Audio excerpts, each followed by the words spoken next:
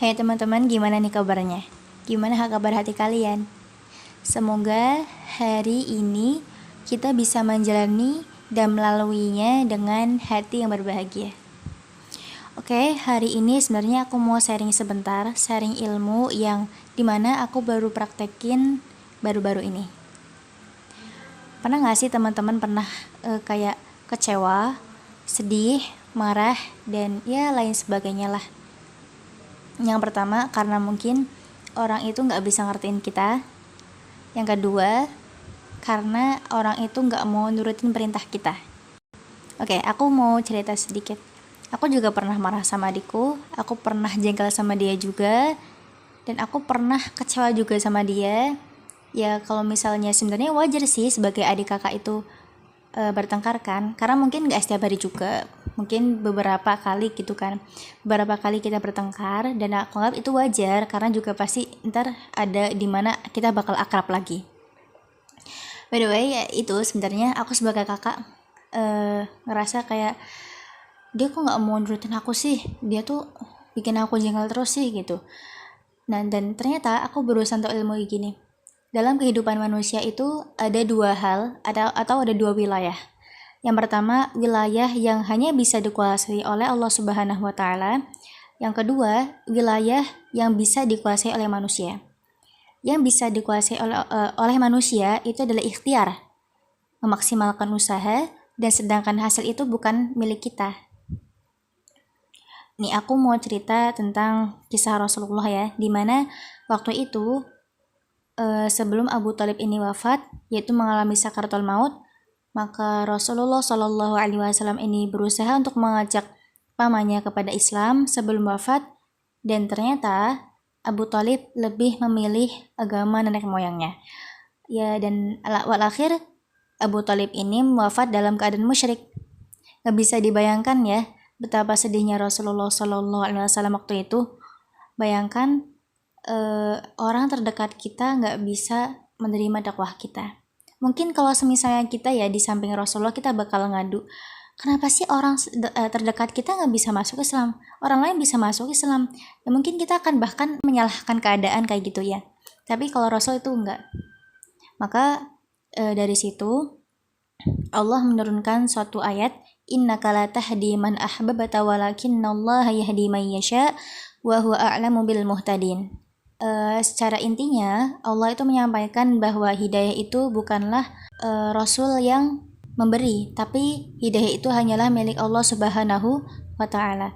Manusia itu nggak ada yang berhak memberi hidayah, karena yang berhak memberi hidayah itu hanyalah Allah Subhanahu wa taala. Maka tugas kita adalah apa? Tugas kita adalah memaksimalkan usaha. Maka Rasul itu sudah berusaha, dan Rasul sudah menjalankan tugasnya, yaitu berusaha untuk membuat Abu Thalib masuk Islam. Sedangkan hidayah itu bukan Rasul yang memberi. Bahkan Rasul aja nggak bisa memberikan hidayah. Berarti secara otomatis apa? Kita yang manusia biasa aja nggak akan bisa kan? Maka yang sebenarnya dalam ingin disampaikan dalam hal ini apa?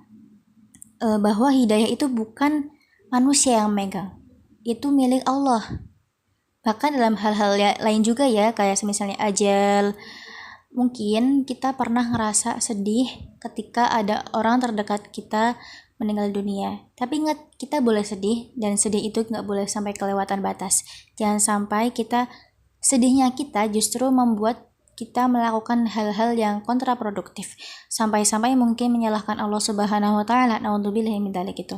Mungkin ketika saudari kita sakit, orang terdekat kita sakit, kita hanya bisa memaksimalkan usaha agar dia sembuh. Kita usahakan perawatannya dengan baik dan hal lain sebagainya agar dia sembuh. Tapi ketika Allah sudah mengatakan dia untuk pulang, ya sudah, kita hanya bisa mengatakan kalimat istirja, innalillahi wa inna ilaihi raji'un. So, sedih boleh, tapi kita nggak boleh sampai melewati batas. Kita sudah memaksimalkan usaha, sedangkan ajal yaitu bukan milik kita, itu bukan tugas kita. Kalau semisalnya kita sedih yang berlebihan, ingat, kita nggak bisa mengontrol sesuatu yang itu bukan urusan kita. Maka dari situ aku jadi seperti memiliki konsep ya, dan aku meraktikinya juga. Aku sudah tahu ilmunya ini ya. Aku pernah hampir jengkel. Lalu aku ingat ilmu ini, oke aku nggak boleh jengkel, aku nggak boleh marah, aku hanya bisa menasihati dia, aku nggak boleh marah-marah ke dia. Dan ya udah, kalau semisalnya dia menerima alhamdulillah, dia kalau nggak ya udah nggak apa-apa, mungkin nggak hari ini gitu kan. Dan akhirnya apa, aku dan adikku itu ya udah damai-damai aja, dan dia ngerti kalau misalnya dia salah. Dan ya, mengontrol hati seseorang itu bukan kita yang miliki. Ingat ya teman-teman, jadi kita hanya bisa berdakwah, kita hanya bisa menyampaikan, tapi yang mengontrol manusia untuk menerima kita itu bukan kita. Menerima atau enggaknya itu adalah urusan Allah dan dia. Jadi urusan kita dan Allah apa? Kita memaksimalkan usaha. Ketika berdakwah, ketika kita ingin memaksimalkan perawatan juga, lalu juga kita berikhtiar dan hal apapun itu ya, termasuk dalam hal belajar, kita belajar untuk memaksimalkannya. Lalu ketika hasil itu nggak sesuai ya sudah, karena tugas kita bukan pada hasilnya, tugas kita hanya ikhtiarnya saja. Maka ada kata pepatah, ketika busur itu ditarik, itu adalah ikhtiarnya manusia. Lalu ketika busur itu sudah dilepas, ya, panah itu sudah dilepas, maka setelah itu adalah takdir Allah. Maka kita nggak usah bersedih hati, nggak usah kecewa ketika apa yang itu bukan menjadi tanggung jawab kita, lalu kita merasa kalau kita itu gagal. Teman-teman, jadi kita ngertikan dalam kehidupan ini sebenarnya ada urusan-urusan kita dan ada urusan-urusannya Allah. Dan kita kadang ngerasa sedih, kecewa karena kita merasa bisa mengontrol urusan-urusan yang sebenarnya itu tanggung jawabnya Allah, bukan tanggung jawabnya kita. Dan sebenarnya Islam itu sederhana. Islam itu hanya pengen kita fokus terhadap ikhtiarnya kita aja, bukan terhadap hasilnya atau terhadap nanti bagaimana. Gitu teman-teman. Mungkin cukup dari aku, dan semoga ilmu ini bisa bermanfaat buat teman-teman juga. Dan alhamdulillahnya juga aku berusaha praktekin, dan semoga teman-teman juga praktekin juga. Bye.